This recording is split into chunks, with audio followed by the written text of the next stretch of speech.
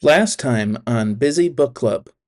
The intro also reminded me a lot of No Rules Rules by Aaron Meyer and Reed Hastings. This is one of my favorite books about company culture.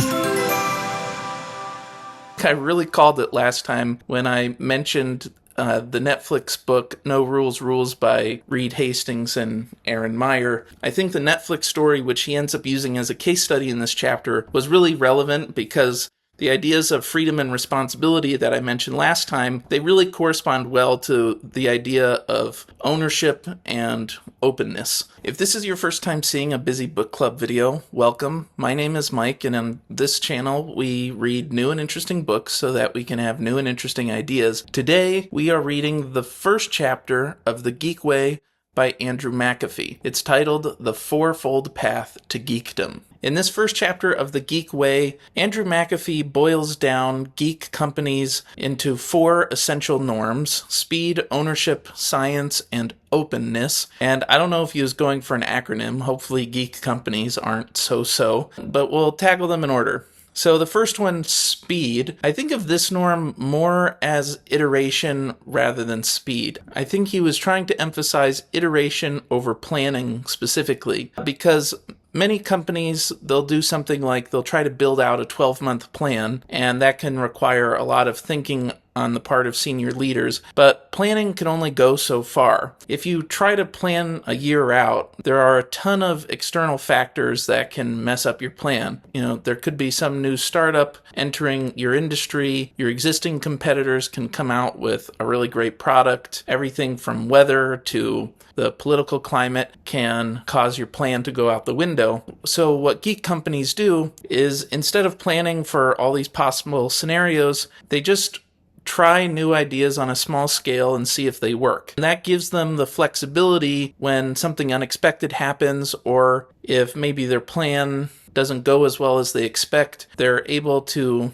pivot and adjust on the fly. The second norm that Andrew McAfee mentions is ownership. Geek companies empower people to really own their parts of the business, and they put less emphasis on coordination. And there's this really great anecdote in the chapter about an HR manager at Amazon wanting to update the website, and she's shocked when there's no approval process. All she has to do is tell the developer to update it, and it goes live. Geek companies empower people and put less emphasis on coordination. That can lead to some chaos, but what you lose in coordination, you gain in motivation and accountability. If someone feels like they own a big part of the process and they're going to be held accountable if something goes wrong, they're much more likely to do a good job because they're focused and they know that whatever happens is going to be connected to them in the end. So that's ownership. The third norm is science, and this goes in hand with speed. Basically, for every decision, there should be some quantitative data to verify it.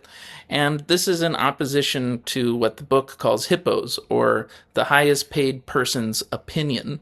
And there's this anecdote about Google's visual design head, Doug Bowman, who left Google because he was frustrated that he needed to prove everything with data. And this is where Andrew McAfee starts to talk about A/B testing. And I think he gets that discussion a little bit wrong. And I'll explain what I mean through something Doug Bowman said, because he's quoted about being frustrated about the merits of 3, 4, or 5 pixels in a border. And I think to most people, 3 to 5 pixels is just very thin. He wants to have a thin border on a particular web page, but he gets frustrated because he's asked to provide data to show that those are the right dimensions for that page. And the author, Andrew McAfee, suggests that highly paid designers are able to have ideas, but they're verified with A/B testing, and I don't think that's quite right. For a designer, they're able to say something like a thin border, and they might just say, 3 pixels or 5 pixels. But what an A/B test is actually really good for, rather than verifying, is actually optimizing. So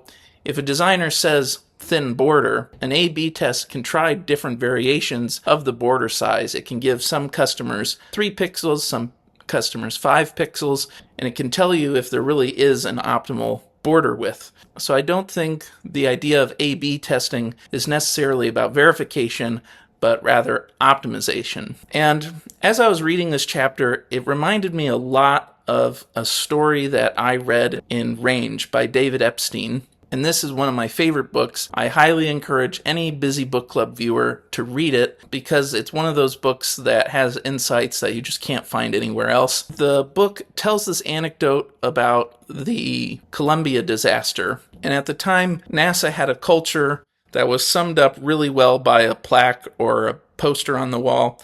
And on it, it said, "In God we trust, all others bring data." And the reason that was relevant in the anecdote is there were concerns about the O-rings brought up before the launch of the Columbia disaster. And for those of you who don't know, the O-rings failing was the ultimate cause of that disaster. So when engineers raised concerns about those O-rings, they were ignored because there wasn't definitive data showing that they were unsafe.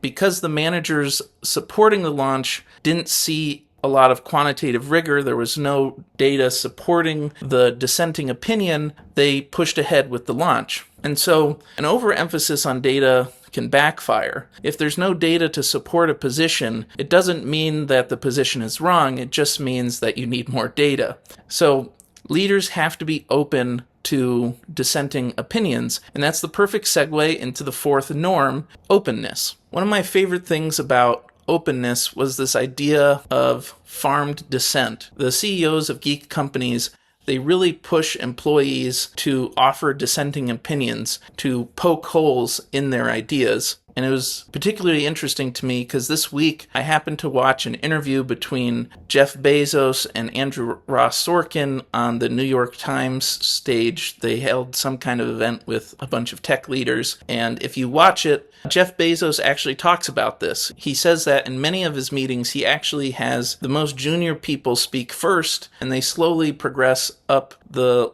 line of seniority until he's the last to speak. And what's nice about that is that junior people are no longer incentivized to anchor to what their manager or what some really senior person says. You're actually getting the junior person's true and honest opinion. And that can make it so that new ideas are more robust because they're being seen from many different angles, not just different levels of experience, but also from different types of experience, different backgrounds, and also from different stakeholders, because an idea might sound great from a product side, but maybe from an implementation side or a testing side, that idea isn't necessarily as robust. So I really liked the four norms that define the geek way. I'm going to try to use this in my own work. I'm curious to see what the rest of the book holds for us. The next chapter, let me find it. The next chapter is titled Dialed In, the Performance and Culture of Geek Companies.